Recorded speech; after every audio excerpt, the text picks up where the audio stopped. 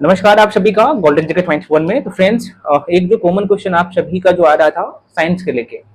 तो friends, science बहुत important section होता है आपके एग्जाम में। चाहे आप 17th बीपीएससी की बात करें, या फिर आप बिहार एसआई के लिए तैयारी कर रहे हैं तो उसकी बात करें, या फिर आप बीएसएससी सीजीएल के लिए तैयारी कर रहे हैं, सीजीएल या फिर इंटर लेवल के एग्जाम जो है उसके लिए, मतलब कि किसी भी परीक्षा के लिए तैयारी कर रहे हैं तो साइंस इंपॉर्टेंट सेक्शन हो जाता है। और खासतौर पे बिहार के एग्जाम में आप किसी भी पेपर बिहार के अगर उठा के देखिएगा ना तो 20 प्लस क्वेश्चन ही रहता है ना। और बीपीएससी में तो बीपीएससी अगर मैं बात करूँ तो यहाँ से 30 क्वेश्चन रहता है। अगर मैं दरोगा की बात करूँ तो यहाँ से 20 से 22 क्वेश्चन रहता है ना। तो ये बहुत इंपॉर्टेंट सेक्शन है। तो आपके मन में अब कई सारे क्वेश्चन है कि सर हम एनसीईआरटी को कंप्लीट करें, और एनसीईआरटी करें तो कौन कौन सा एनसीईआरटी करें, इसका क्या सोर्स होना चाहिए, कौन कौन से टॉपिक पढ़ना है, एक एक करके हम लोग चर्चा करेंगे और क्या अप्रोच होना चाहिए इसका साइंस के लेके। तो ध्यान से देखिएगा। सबसे पहले जो आप लोग का मन में डाउट है फ्रेंड्स, मैं वो क्लियर कर देता हूँ कि साइंस बहुत ज्यादा टफ है। साइंस बहुत बहुत ही आसान है। आपकी जो एग्जाम की डिमांड है उसके अकॉर्डिंग अगर मैं बात करूँ तो देखिए, वन डे एग्जाम की बात करूँ ना तो फ्रेंड्स वहां पे क्वेश्चन ना दो तरह के क्वेश्चन पूछे जाते हैं। अगर मैं यहाँ पे साइंस की बात करूँ, मैं थोड़ा सा कलर चेंज कर लेता हूँ, रेड कलर ले लेता हूँ, ठीक है। जरा सा देखिएगा, अगर मैं यहाँ पे साइंस की बात कर लूँ तो फ्रेंड्स साइंस में आप लोगों का जो यहाँ पे 3 सेक्शन है, 3 सेक्शन को कंप्लीट करने होते हैं। यहाँ पे मैं मेंशन कर देता हूँ, एक जस्ट वेट, ठीक है। एक तो आप लोगों का यहाँ पे बायोलॉजी है, मतलब जीव विज्ञान है, और बायोलॉजी जीव विज्ञान। दूसरा आप लोग का जो है यहाँ पे फिजिक्स है, मतलब भौतिक विज्ञान, भौतिक विज्ञान। और तीसरा जो फ्रेंड्स है आप लोग का केमिस्ट्री, मतलब रसायन विज्ञान, रसायन विज्ञान। ये 3 सेक्शन है साइंस का आप लोगों का।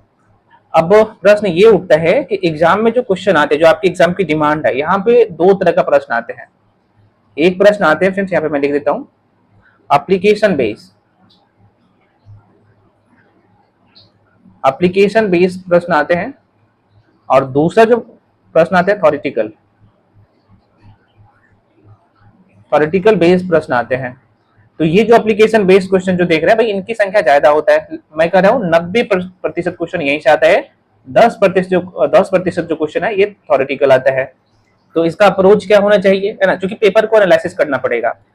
तो आप लोगों का बहुत ज्यादा क्वेश्चन है कि इसके लिए बुक कौन सा पढ़े। पहले मैं आपको बुक पे लेके चलता हूँ, है ना, और कौन कौन से टॉपिक से प्रश्न आते हैं ये जानना जरूरी होता है। तो यहाँ से हम लोग पहले देख लेते हैं कि भाई चैप्टर कौन कौन से पढ़ने हैं। अगर आप बायोलॉजी कंप्लीट कर रहे हैं, मैं आपको दिखा दे रहा हूँ, अभी मैं बुक भी बता दूंगा, जरा सा देखिएगा। और बायोलॉजी अगर पढ़ रहे हैं, कंप्लीट कर रहे हैं, तो बायोलॉजी में ये सारे चैप्टर आपको कंप्लीट करने होते हैं फ्रेंड्स, ठीक है। और एक तो आप देख सकते हैं जीवधारियों का वर्गीकरण, जहां से प्रश्न आना ही आना है, 2 नंबर तो यहाँ से फिक्स होता है। ये कोशिका जो चैप्टर है, मतलब कि कोशिका आप देख रहे हैं और कोशिका विभाजन देख रहे हैं, ये हालांकि सेल का टॉपिक पढ़ते हैं, अभी मैं बताऊंगा, तो वहीं से क्वेश्चन आता है। यहाँ से भी 2 से 3 क्वेश्चन कभी कभी पूछा जाता है, लेकिन 2 क्वेश्चन तो कंफर्म है आपके एग्जाम में, चाहे दरोगा के लिए तैयारी कर रहे हैं, चाहे बीपीएससी के लिए तैयारी कर रहे हैं। और साइंस के लिए मैं कह रहा हूँ लेवल सबका सेम ही होता है, ठीक है। अब ये जो आप देख सकते हैं, पाचन तंत्र है, शोषण तंत्र है, परिसंचरण तंत्र है, उत्सर्जन तंत्र है, कंकाल तंत्र है, ये तंत्रिका तंत्र है, जितने भी तंत्र आप देख रहे हैं, ये जो है आप देख सकते हैं मानव शरीर के तंत्र चैप्टर का ही नाम होता है। यहाँ पे लिख देता हूं, मैं अलग अलग करके लिख दिया हूं, मानव शरीर के तंत्र, ये चैप्टर ही का नाम होता है फ्रेंड्स। ये एक ही में सारे तंत्र आप पढ़ लेते हैं। तो यहां से भी इसका दायरा जो है आप देखिएगा तो 3 से 4 क्वेश्चन इस तंत्र से पूछे जाते हैं। तो आपको अच्छे से तैयार करना है, बहुत आसान होता है। हाँ, अगर आप पढ़ेंगे, बिगिनर होते हैं या फिर आप बुक से पढ़ रहे होते हैं, तो चूंकि बायोलॉजी या फिर साइंस का कोई भी सेक्शन हो, चाहे केमिस्ट्री हो चाहे फिजिक्स हो, कंसेप्ट जरूरी होता है ना। और मैं जो आपको बताया कि आपके एग्जाम में जो है 2 तरह का प्रश्न आते हैं, एक तो एप्लीकेशन बेस्ड क्वेश्चन आते हैं, दूसरा थ्योरेटिकल आते हैं। तो एप्लीकेशन बेस्ड से यहाँ पे मतलब होगा कि फैक्ट्स आपके माइंड में सेट होना चाहिए, और फैक्ट्स आपके माइंड में तभी सेट होगा जब चीजों को आप पिक्टोरियल फॉर्म में डायग्रामिकली समझ चुके हैं, ठीक है। और ये तरीका आपको अपनाना पड़ेगा। उसके बाद अगला जो चैप्टर है फ्रेंड्स, यहाँ पे जेनेटिक्स, मतलब कि आनुवंशिक, यहाँ पे देख सकते हैं, वेरी वेरी इंपॉर्टेंट चैप्टर होता है। यहाँ से एक क्वेश्चन तो आता ही आता है। अगला है यहाँ पे उद्योग विकास, वेरी वेरी इंपॉर्टेंट है, यहाँ से भी एक क्वेश्चन रहता है। पादप समूह, यहाँ से भी जो है आपको दिखेगा कभी कभी दो क्वेश्चन आते हैं। उसके बाद जो अगला जो चैप्टर है ना, ये ऊतक, टिश्यू, क्योंकि हम लोग जो ऊतक पढ़ते हैं, टिश्यू पढ़ते हैं, जब सेल का टॉपिक पढ़ते हैं तो उसके बाद टिश्यू को पढ़ लेते हैं, और यहाँ से भी जो है एक या दो क्वेश्चन देखने को मिलता है। उसके बाद यहाँ पे इंपॉर्टेंट डिजीज और विटामिन, वेरी वेरी इंपॉर्टेंट है, जहां से दो क्वेश्चन आ जाता ही रहता है। और इंपॉर्टेंट जो ग्रंथियां होता है, ग्लैंड्स होता है, वहां से भी प्रश्न आते हैं। और यहाँ पे पर्यावरण एवं प्रदूषण, ये भी एक चैप्टर ही है, जहां से आप देखने कहते हैं कि भाई इन्वायरमेंट से क्वेश्चन आ गया, साइंस एंड टेक से क्वेश्चन आ गया, तो इसी चैप्टर से घुमा फिरा के प्रश्न पूछ देते हैं। ठीक है, तो ये है पूरा बायोलॉजी का चैप्टर। अब हम लोग बात कर लेते हैं केमिस्ट्री का। केमिस्ट्री का भी चैप्टर जानना जरूरी है, आप कोई भी बुक से पढ़ सकते हैं। अभी हालांकि मैं बुक भी बता दूंगा, इसके बाहर क्वेश्चन नहीं जाएगा, अच्छे से तैयार कर लीजिए। और मैं आपको हमेशा एक बात कहता हूं कि चीजों को जो आपको पढ़ना है ना, वो मल्टीपल टाइम रिवीजन करना है। और टॉपिक पे जो टॉपिक है आप लोग का, मान लीजिए आप केमिस्ट्री पढ़ रहे हैं, तो केमिस्ट्री में मान लीजिए चैप्टर का नाम है पदार्थ का वर्गीकरण, सपोज आपने ये चैप्टर पढ़ा, तो उसे आपको रिवीजन करना है, रिवीजन करने की जरूरत होता है। और साइंस वाला सेक्शन बहुत छोटा सेक्शन होता है, जो आपकी एग्जाम की डिमांड है उसके अकॉर्डिंग मैं बता रहा हूँ। ठीक है, तो इसका सेक्शन जो है छोटा होता है, और मैक्सिमम नंबर जो है, मतलब कि आपके एग्जाम में 22 क्वेश्चन आता है ना, 20 से 22 क्वेश्चन आता है, मान लीजिए 30 क्वेश्चन आता है बीपीएससी में, तो 20-22 क्वेश्चन आ रहे हैं ना, तो भाई कोशिश करिए कि भाई 22 आ रहा है तो 20 मेरा सही हो, 30 आ रहा है तो आप कोशिश करिए कि मेरा 28 सही हो, गलत क्यों कर रहे हैं। इसमें गिना चुना टॉपिक होता है, तो ये काम करना पड़ेगा, अभी मैं बताऊंगा। तो अभी मैं फिजिक्स का चैप्टर बता दिया, आप केमिस्ट्री पे आ गए। केमिस्ट्री में फ्रेंड्स जो है, ये जो आप देख सकते हैं सामान्य परिचय, जिसमें आप लोग पदार्थ के बारे में समझते हैं, पदार्थ का वर्गीकरण को देखते हैं, पदार्थ में जो है होने वाला परिवर्तन, अलग अलग परिवर्तन होता है, भौतिक परिवर्तन, रासायनिक परिवर्तन, भर भर के क्वेश्चन आते हैं इस चैप्टर से। ठीक है, उसके बाद यहाँ पे तत्व यौगिक मिश्रण, जहां से क्वेश्चन आते हैं, ठोस द्रव गैस, ताप का प्रभाव क्या पड़ता है ठोस द्रव गैस पे। तो ये एक ही चैप्टर है, और ये बेसिक चैप्टर है, और यहीं से जो है केमिस्ट्री का अगर 7 क्वेश्चन आता है ना, तो 7 में से 2 से 3 क्वेश्चन तो इसी चैप्टर से आपको देखने को मिलता है, और इस चैप्टर को बहुत अच्छे से कवर करना होता है। अगला चैप्टर है केमिस्ट्री का जो है यहाँ पे परमाणु संरचना और सिद्धांत। तो परमाणु संरचना से क्वेश्चन हमेशा आता है, आप देखिएगा तो 1 से 2 क्वेश्चन यहाँ से रहता है। रासायनिक बंधन को भी अब बेसिक चीजें यहाँ से करना है, एप्लीकेशन आपको एप्लीकेशन 20 पढ़ाई करना है, यहाँ पे थ्योरेटिकल आपको पढ़ने की जरूरत नहीं है। रेडियो सक्रियता से मतलब कि बेसिक की पॉइंट आपको ध्यान रख लेना है। ऑक्सीकरण और अवकरण, यहाँ से भी बेसिक चीजें ही पढ़ना है, आप ये मत कीजिएगा कि भाई जो 12th लेवल का है तो वहां से करने बैठ जाइएगा। उसके बाद ये जो विलियन है, छोटा सा टॉपिक है, अच्छे से कवर कर लेना है। उसके बाद यहाँ पे देख सकते हैं अम्ल क्षार लवण, ये भी चैप्टर है, छोटा छोटा चैप्टर है, ये बहुत छोटा चैप्टर है, एक वीडियो में लगभग अगर आप अच्छे से पढ़ेंगे तो 30 से 35 मिनट के वीडियो में आप इसे से अच्छे से कवर कर सकते हैं, हालांकि मैं करवाता भी हूँ। तत्वों का आवर्ती वर्गीकरण, सब कुछ नहीं पढ़ना होता है, बेसिक चीजें आपको पढ़ के यहाँ से निकल जाना है। ईंधन के बारे में, कार्बनिक रसायन और उनके यौगिक, बेसिक से चैप्टर है। मिश्र धातु और इसके अयस्क, वेरी वेरी इंपॉर्टेंट होता है, आपको पढ़ लेना है। और मानव निर्मित रासायनिक पदार्थ, प्रमुख रासायनिक अभिक्रिया, यहाँ से भी 2 से 3 क्वेश्चन रहता है, आपको मैं बता चुका हूँ पहले भी, अभी मैं बता रहा हूँ। ये चैप्टर आपको कंप्लीट करना होता है।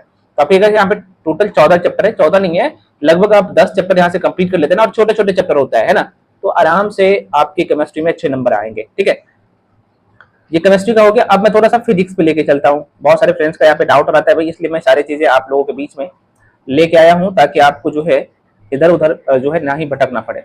अब यहाँ पे फिजिक्स में आप देखिएगा तो 8 चैप्टर है। देखो भाई, ये जो पहला चैप्टर आपको दिख रहा होगा ना फ्रेंड्स, भौतिक राशियां और उनके मापन, वेरी वेरी इंपॉर्टेंट है। यहाँ से 2 क्वेश्चन तो यही इसी चैप्टर से रहता है, और इस चैप्टर को बहुत अच्छे से कवर करना होता है। हालांकि मैं जो करवाया हूँ, हालांकि कुछ डिजिटल फॉर्मेट में आप देख सकते हैं, हालांकि ज्यादातर जो है हैंडरिटन नोट्स होता है मेरा, मैं जो आपको लोग कंप्लीट करवाता हूँ, आप देख सकते हैं।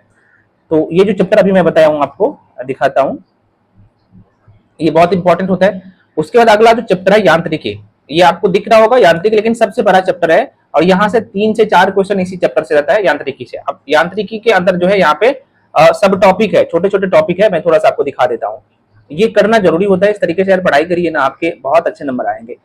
जो मैकेनिक्स का जो चैप्टर है फ्रेंड्स, यहाँ पे देख सकते हैं, हालांकि कुछ बुक में आपको ये जो है गति और वेग अलग चैप्टर ही दिख जाएगा। प्रक्षेप गति वेरी वेरी इंपॉर्टेंट है, यहाँ से क्वेश्चन को टफ करेगा तो इसी चैप्टर से क्वेश्चन देगा। उत्तोलक से क्वेश्चन आता ही, आप सबको पता होना चाहिए, न्यूटन के गति के नियम और घर्षण के नियम वेरी वेरी इंपॉर्टेंट है। कार्य शक्ति और ऊर्जा वेरी वेरी इंपॉर्टेंट है, यहाँ से प्रश्न आते हैं 2 से 3 क्वेश्चन, 2 क्वेश्चन यहाँ से रहता ही रहता है। ये जो सारे चैप्टर है ना, तो मैं आपको बता चुका हूँ कि ये जो चैप्टर आप देख रहे हैं, जैसे गुरुत्वाकर्षण कितना इंपॉर्टेंट है, और एक क्वेश्चन यहाँ से रहता ही रहता है ना। वृत्तीय गति और रेखीय गति, यहाँ से भी क्वेश्चन रहता है। तो मतलब कि ये जो मैकेनिक्स वाला चैप्टर है ना, यहाँ से भी मैं आपको बता चुका हूँ 3 से 4 क्वेश्चन रहता है ना। ऐसा नहीं कि भाई सभी चैप्टर से क्वेश्चन दे दिया जाएगा, मतलब कभी वेग से देगा, कभी यहाँ पे गुरुत्वाकर्षण से देगा, इस तरीके से क्वेश्चन आता है, तो आपको भी पूरा तैयार करना होता है, ठीक है। उसके बाद मैं आपको लेके चलता हूँ फिजिक्स का और जो अगला टॉपिक है, वेरी वेरी इंपॉर्टेंट है, तो यहाँ पे उष्मा एवं उष्मागति, वेरी वेरी इंपॉर्टेंट है, ये भी आपको करना होता है। यहाँ से भी 2 क्वेश्चन देखने को मिलता है। तरंगे और ध्वनि, यहाँ से भी जो है 2 क्वेश्चन आपको देखने को मिलता है। प्रकाश की इतना इंपॉर्टेंट चैप्टर है कि मत पूछे, यहाँ से भी 2 क्वेश्चन आपको मिलता है। विद्युत धारा और विद्युत चुंबकत्व और आधुनिक भौतिकी, यहाँ से भी आपको 3 से 4 क्वेश्चन मिलता है। तो यहाँ पे आप कहेगा सर इतने सारे क्वेश्चन तो होते नहीं एग्जाम में, देखो भाई कभी एग्जामिनर क्या करते हैं भाई, यहाँ से क्वेश्चन उठाते हैं, कभी यहाँ से उठाते हैं, कभी यहाँ से उठाते हैं, तो आपको तैयार करना होता है इस सारे चैप्टर को, ठीक है। तो ये फिजिक्स का भी हो गया, केमिस्ट्री का भी हो गया, बायोलॉजी का हो गया, ये सारे चैप्टर आपको कंप्लीट करना है, जिस भी माध्यम से आपको कर सकते हैं। लेकिन मैं कहूंगा साइंस के लिए आपको एनसीईआरटी पढ़िए। अब एनसीईआरटी कौन सा पढ़े, अभी मैं दिखाता हूँ। 9th क्लास और 10th क्लास 2 ही क्लास का आपको एनसीईआरटी पढ़ना है, ठीक है। तो फ्रेंड्स सबसे पहले साइंस के लिए यहाँ पे एनसीईआरटी के लेके डाउट रहता है, जरा सा देख लीजिएगा, ठीक है, ताकि आपको ये डाउट ना रहे। मैं इरेज कर लेता हूँ और मिटाता हूँ। देखिए और फ्रेंड्स यहाँ पे एनसीईआरटी कौन सा पढ़ना है, एनसीईआरटी आपको 9th क्लास और 10th क्लास, ये 2 एनसीईआरटी को बहुत अच्छे से पढ़ना है। और उसके बाद तीसरा जो काम करना है, 6ठी 7वीं 8वीं, ये 3 एनसीईआरटी का टॉपिक वाइज आपको ऑब्जेक्टिव लगा लेना है। ऑब्जेक्टिव टॉपिक वाइज लगाना है। ये कहां से लगाना है तो आपको अभी मैं दिखा रहा हूं। तो इसके लिए ऑब्जेक्टिव और इसका जो है 9th और 10th का थ्योरी अच्छे से कंप्लीट करिएगा। क्यों करना है जरा सा देखिएगा, और 9th का इंपॉर्टेंट क्यों हो जाता है। ये 9th क्लास के एनसीईआरटी का पीडीएफ देख पा रहे हैं, मैं थोड़ा सा आपको दिखा देता हूँ। और देखिए 9th क्लास का एनसीईआरटी कितना इंपॉर्टेंट होता है, बहुत सारे क्वेश्चन यहीं से आपको देखने को मिलता है। देखिए 9th क्लास के एनसीईआरटी है, पहला जो है भारत और विज्ञान, बेसिक चीजें, और यहाँ से भी एक ही क्वेश्चन पूछे जाते हैं। अगला जो चैप्टर है फ्रेंड्स, यहाँ पे देखिए ये केमिस्ट्री का है। यहाँ पे आपको दिखेगा और शुरू से लेके और यहाँ तक 1 से लेके चैप्टर 4 तक जो है ये 9th क्लास की एनसीईआरटी यहाँ पे लिख देता हूँ आपको, ऊपर में मैं दिखाया भी था, ठीक है। तो ये 9th क्लास की एनसीईआरटी न्यू एनसीईआरटी है, ठीक है। तो यहाँ पे एनसीईआरटी की बुक है। अब यहाँ पे जो आप देख पाएंगे पहला जो चैप्टर है ये जो है पदार्थों की संरचना एवं अणु, structure of matter and molecules, very very important है।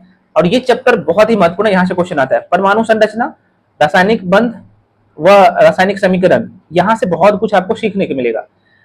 ये तो आपका यहाँ पे केमिस्ट्री हो गया। अब बायोलॉजी यहाँ से शुरू हो जाता है। उसके बाद देखिएगा फ्रेंड्स जीव की अवधारणा, यहाँ से लेके और यहाँ तक चैप्टर 5 6 7 8, तो ये जो है आपको बायोलॉजी का क्वेश्चन यहाँ पे लिख देता हूँ, बायोलॉजी का टॉपिक है ये।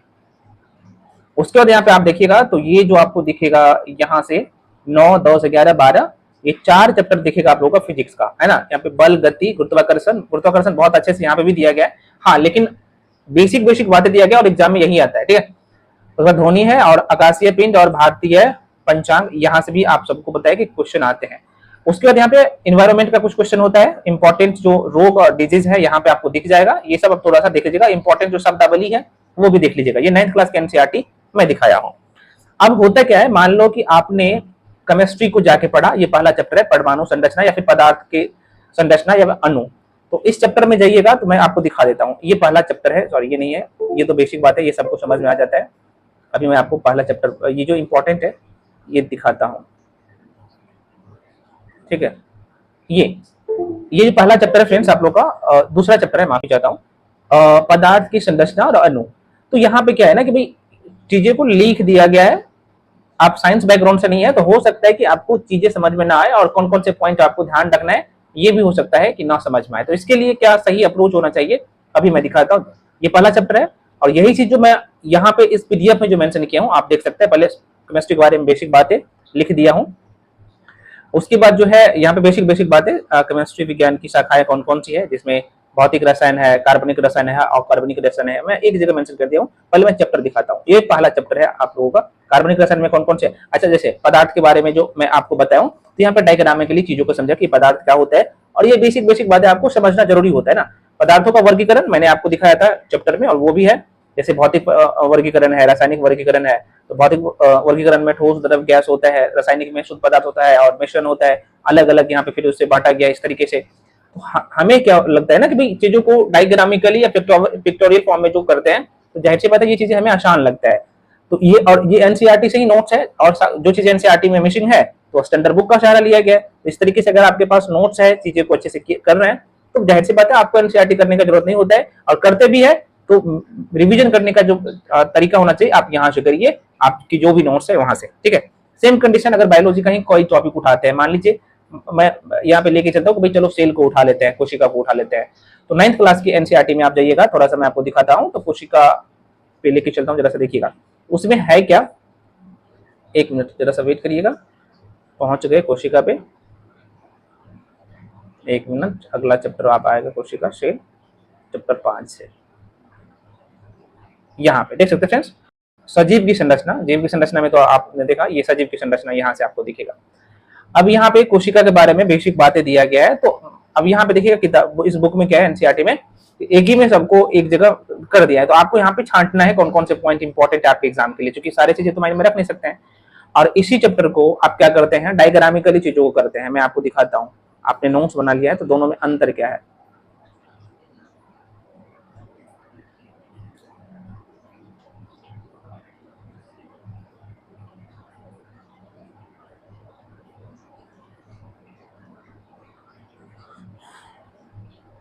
देखिए सेम चैप्टर आप देख सकते हैं, कोशिका का चैप्टर आपको यहाँ पे दिखेगा। तो यहाँ पे क्या है कि बेसिक बातें मैं यहाँ पे लिख दिया हूँ, जो आपका काम का चीज है वहां से छांट दिया हूँ, आप देख सकते हैं डायग्रामिकली सब कुछ आपको यहाँ पे दिख रहा होगा। तो इस तरीके से आप चाहे तो आप बनाए तो अच्छी बात है, या फिर आप पहले रीड करिए, इस तरीके से छोटा नोट्स बना लीजिए, ठीक है। सभी सेक्शन पे ऐसा ही अप्लाई होता है, मान लो फिजिक्स को कर रहे हैं तो फिजिक्स को भी ऐसा ही करना होता है, ठीक है।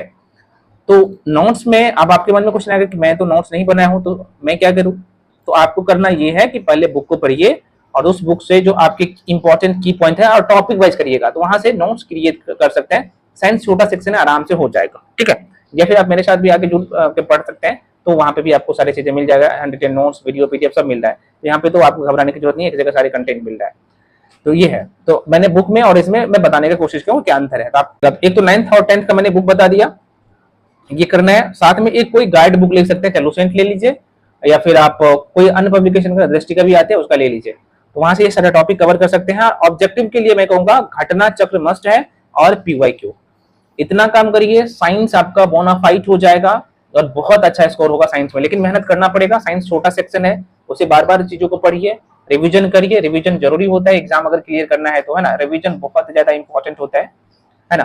तो इतना ही करना है। मैं एक बार दोबारा सुन लीजिए, साइंस में आपको 9th और 10th का एनसीईआरटी को करना है। इसमें तीनों सेक्शन होता है, मान लीजिए 10th क्लास के एनसीईआरटी में जाइएगा तो उसमें भी तीनों सेक्शन रहता है ना, और 9th में भी तीनों सेक्शन रहता है, फिजिक्स, केमिस्ट्री, बायो, और इन्वायरमेंट का भी कुछ सेक्शन रहता है, ठीक है, जो एग्जाम में पूछे जाते हैं। तो वो वहां से करना है साइंस के लेके। उसके बाद कोई एक जो है गाइड बुक ले सकते हैं, गाइड बुक में लुसेंट या फिर दृष्टि में से कोई एक ले सकते हैं, और घटना चक्र अवलोकन की जो ऑब्जेक्टिव वाली बुक आती है उसको लगाना होता है, ऑब्जेक्टिव करना ही होता है साइंस का। और तीसरी बातें जो है, चौथी बातें आपको पीवाईक्यू, प्रीवियस ईयर का क्वेश्चन पेपर जरूर लगाना होता है। आप दरोगा के लिए तैयारी कर रहे हैं तो दरोगा का पीवाईक्यू देख लीजिए, बीपीएससी के लिए तैयारी कर रहे हैं तो बीपीएससी का पीवाईक्यू देख लीजिए, बीएसएससी के लिए तैयारी कर रहे हैं तो उसका पीवाईक्यू देख लीजिए। सेम टॉपिक से क्वेश्चन वहां से आता है, ऐसा नहीं कि अलग अलग टॉपिक से क्वेश्चन आएगा, ठीक है। ठीक, बस इतना ही करना है। और हाँ, 6ठी, 7वीं, 8वीं के लिए आपको क्या करना है फ्रेंड्स, तो ऑब्जेक्टिव उसका टॉपिक वाइज जरूर लगा लेना है। इतना करिए, साइंस में मैं कह रहा हूं ना बोनाफाइड हो जाइएगा, कहीं इधर उधर भटकने की जरूरत नहीं पड़ेगा। और दूसरा कंडीशन ये मैंने आपको बता दिया कि भाई होगा क्या कि कई बार आप जो बिगिनर होते हैं तो आपको चीजें समझ में नहीं आती है, साइंस का तो कोई भी टॉपिक समझ में नहीं आएगा, तो उसके लिए आप यूट्यूब का भी सहारा ले सकते हैं या फिर किसी का मेंटरशिप प्रोग्राम भी ज्वाइन कर सकते हैं। मैं भी आप लोगों के बीच में complete handwritten notes, video, PDF लेके आया हूँ सब कुछ साथ में, तो आप मेरे साथ भी आके जुड़ सकते हैं। बीपीएससी के लिए तैयारी कर रहे हैं तो उसका भी क्लास अलग चलता है, दरोगा के लिए तैयारी कर रहे हैं तो उसका भी क्लास चल रहा है, बीएसएससी सीजीएल 4 के लिए तैयारी कर रहे हैं या फिर बीएसएससी सीजीएल के लिए तैयारी कर रहे हैं या फिर इंटर लेवल के लिए तैयारी कर रहे हैं तो उसका भी क्लास चल रहा है, तो आप उसमें भी आके चाहे तो जुड़ के पढ़ सकते हैं, ठीक है। तो आशा करते हैं आपको सारी चीजें समझ में आया होगा, सारे तरीके भी मैं बता दिया हूँ कि साइंस के लिए आपको क्या करना है, इतना ही करना होता है, सभी लोग इतना ही करते हैं, और मल्टीपल टाइम आपको रिवीजन करना होता है ना। इतना करके जाइए, एग्जाम हॉल में आपके क्वेश्चन नहीं बनेगा तब मुझे बताइएगा, बहुत अच्छे से आपके क्वेश्चन बनेंगे और बहुत अच्छे नंबर भी आएंगे आपके, ठीक है। तो ये काम जरूर करिए। और सभी लोग फ्रेंड्स जाकर टेलीग्राम पे जाकर जुड़ जाइए, वहां पे बहुत सारे पीडीएफ फ्री में मैं आपको प्रोवाइड करवाता हूँ, लिंक वीडियो के डिस्क्रिप्शन बॉक्स में मैं दे चुका हूँ, तो वहां से आप जाकर जुड़ सकते हैं, ठीक है। तो साइंस के लेके जो भी और डाउट रह जाता है तो आप लोग कमेंट सेक्शन में कमेंट करिएगा, मैं रिप्लाई भी देता हूँ। इनके अगर रिप्लाई नहीं दे पाता तो वीडियो बना के बता देता हूँ, लेकिन मेरा मोटिव अब ये होता है कि जो सीरियस कैंडिडेट है मैं वहां पे रिप्लाई भी देता हूँ। और हाँ फ्रेंड्स, टेलीग्राम पे जाके तो जरूर जुड़ जाइए, और इस नंबर को अपने फोन में जरूर सेव कर लीजिए। यहाँ पे नंबर देता हूँ 9341766130, क्योंकि ये व्हाट्सएप नंबर है, और इसमें क्या होगा कि जो भी स्टेटस में लगाता हूँ जाहिर सी बात है आप लोग तैयारी कर रहे हैं तो वहां पे आपको सब कुछ दिख जाएगा। तो इस नंबर को अपने फोन में जरूर सेव कर लीजिए, गोल्डन जीके 21 के नाम से। यहाँ पे लिख देता हूँ, गोल्डन जीके 21 के नाम से इस नंबर को सेव कर सकते हैं। मिलते हैं अगले वीडियो में, तब तक के लिए जय हिंद।